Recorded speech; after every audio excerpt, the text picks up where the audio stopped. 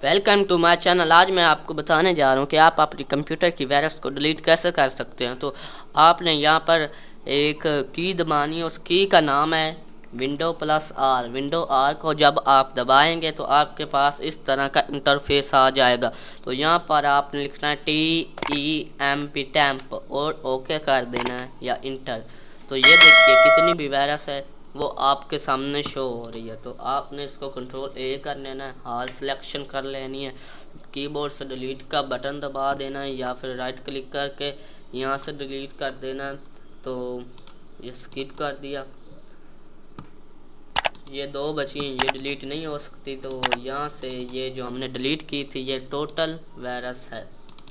ये देखिए, ये इस वायरस को हमने यहाँ से राइट गिलास पर क्लिक करके राइट क्लिक करके यहाँ पर क्लिक करना और यस कर देना। तो ये देखिए कंप्यूटर की वायरस डिलीट हो गई है।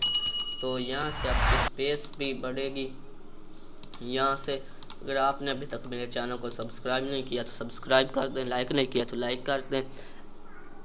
मुझे पता है आपने चैनल को सब्सक्राइब और लाइक किया होगा, अगर नहीं किया तो सब्सक्राइब कर दें और वीडियो को लाइक कर दें। Thanks for watching.